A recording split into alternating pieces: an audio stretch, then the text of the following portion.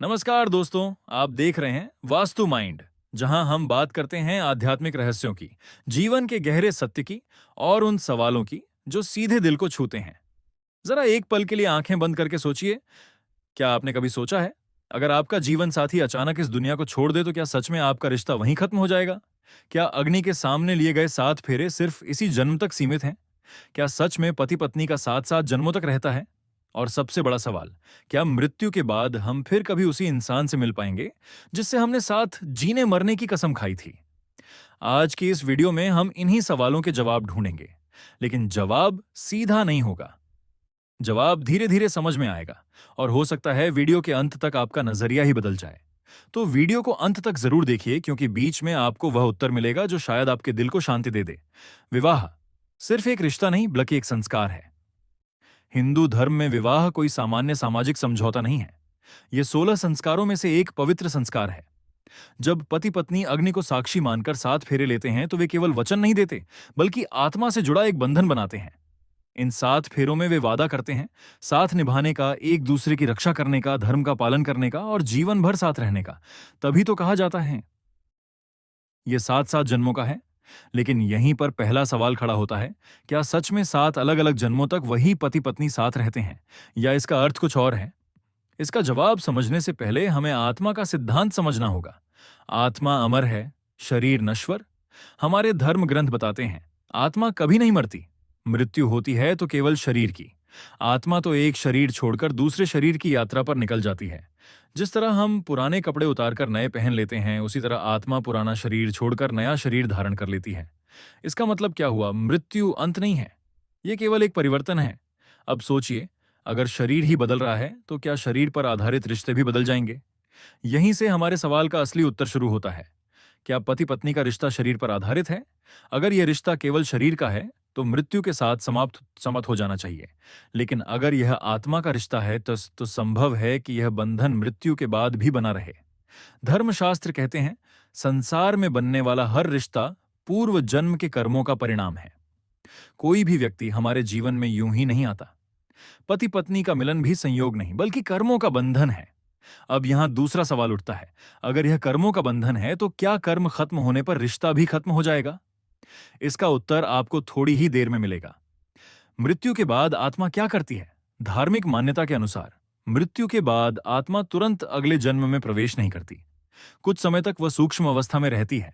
कहा जाता है कि पहले 13 दिनों तक आत्मा अपने घर परिवार के आसपास रह सकती है। वह अपने प्रियजनों को देखती है, उनके दुख को महसूस करती है, लेकिन धीरे धीरे उसे अपनी यात्रा पर आगे बढ़ना पड़ता है। यही कारण है कि मृत्यु के बाद 13 दिन तक विशेष कर्म किए जाते हैं, ताकि आत्मा को शांति मिले और उसकी यात्रा सरल हो। अब सोचिए, जब आत्मा आगे बढ़ ही रही है तो क्या वह फिर उसी आत्मा से मिलेगी जिससे उसका विवाह हुआ था? क्या हम फिर कभी मिलेंगे? जब किसी का जीवन साथी इस दुनिया से चला जाता है तो उसके मन में एक ही प्रश्न गूंजता है, क्या हम फिर कभी मिलेंगे? सच ये है कि इसका उत्तर हां या नहीं में नहीं है। अगला जन्म पूरी तरह कर्मों पर निर्भर करता है। अगर दो आत्माओं के बीच गहरा कर्म बंधन शेष है तो वे फिर मिल सकती हैं। लेकिन जरूरी नहीं कि पति पत्नी के रूप में ही मिलें। वे मित्र बनकर मिल सकती हैं, भाई बहन बनकर मिल सकती हैं, या किसी और रिश्ते में। अब यहां आपको पहले सवाल का उत्तर मिलने लगा होगा। 7 जन्मों का असली अर्थ 7 जन्मों का साथ। यह वाक्य प्रतीकात्मक भी हो सकता है। इसका अर्थ यह नहीं कि हर जन्म में वही दो आत्माएं पति पत्नी बनेंगी। इसका अर्थ यह है कि जब तक कर्मों का बंधन समाप्त नहीं होता, आत्माएं किसी न किसी रूप में जुड़ी रहती हैं। अगर इस जन्म में कोई भाव अधूरा रह गया है, कोई कर्तव्य अधूरा है, कोई प्रेम अधूरा है, तो संभव है वे फिर मिलें। लेकिन अगर उनका कर्म पूरा हो चुका है तो वे अलग अलग मार्ग पर आगे बढ़ जाएंगे। यही हमारे दूसरे सवाल का उत्तर है, सच्चा प्रेम क्या कर सकता है? अब एक भावुक प्रश्न, अगर पति पत्नी के बीच सच्चा निस्वार्थ प्रेम हो तो क्या वह प्रेम उन्हें अगले जन्म में भी मिला सकता है? धर्म कहता है गुण को सीमये, सच्चा प्रेम आत्मा को शुद्ध करता है। यदि प्रेम त्याग, सम्मान और विश्वास पर आधारित है तो वह आत्मा पर गहरी छाप छोड़ता है। वही छाप भविष्य में मिलने की संभावना बना सकती है। लेकिन याद रखिए, यह भी कर्मों की मर्यादा के भीतर ही संभव है। अत्यधिक मोह क्यों ठीक नहीं? धर्म यह भी कहता है कि मृत्यु के समय व्यक्ति का अंतिम भाव उसकी अगली यात्रा को प्रभावित करता है। अगर आत्मा अत्यधिक मोह में बंधी है तो उसे आगे बढ़ने में कठिनाई हो सकती है। इसलिए कहा गया है, प्रेम करें लेकिन आसक्ति न रखें। रोना स्वाभाविक है, दुख स्वाभाविक है, लेकिन आत्मा को रोकने की कोशिश करना उचित नहीं। क्या दूसरा विवाह गलत है? कई लोग सोचते हैं, अगर जीवन साथी की मृत्यु हो जाए तो क्या दोबारा विवाह करना गलत है? धर्म स्पष्ट कहता है, नहीं। जब आत्मा अपनी यात्रा पर आगे बढ़ चुकी है तो पीछे रह गया व्यक्ति अपना जीवन आगे बढ़ा सकता है।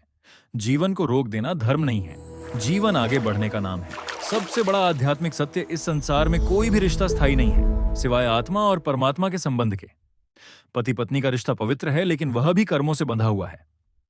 मृत्यु के बाद आत्मा अकेली जाती है, न पति साथ जाता है, न पत्नी, न संतान। इसलिए आत्मा की यात्रा व्यक्तिगत है। अंतिम निष्कर्ष, अगर केवल शरीर की दृष्टि से देखें तो मृत्यु के साथ पति पत्नी का रिश्ता समाप्त हो जाता है, लेकिन आत्मा और कर्म की दृष्टि से देखें तो यह पूरी तरह कर्मों पर निर्भर करता है। अगर बंधन शेष है तो मिलन संभव है, अगर कर्म पूरे हो चुके हैं तो आत्माएं अलग हो जाएंगी। सबसे जरूरी बात, भविष्य की चिंता से ज्यादा महत्वपूर्ण है वर्तमान को सुंदर बनाना। अगर आप विवाहित हैं, अपने जीवन साथी को प्रेम दें, सम्मान दें, समझें, क्योंकि कौन जानता है तो ये साथ केवल इसी जन्म तक हो। और अगर आपका जीवन साथी इस दुनिया से जा चुका है तो ये समझिए कि आत्मा की यात्रा जारी है। संभव है वह फिर मिले, संभव है ना मिले, लेकिन सच्चा प्रेम कभी व्यर्थ नहीं जाता। अगर आपको यह वीडियो ज्ञानवर्धक लगी हो तो इसे लाइक करें, वास्तु माइंड को सब्सक्राइब करें और कमेंट में जरूर बताएं, क्या आप मानते हैं कि सच्चा पति पत्नी का प्रेम अगले जन्म में भी मिलाता है? धन्यवाद।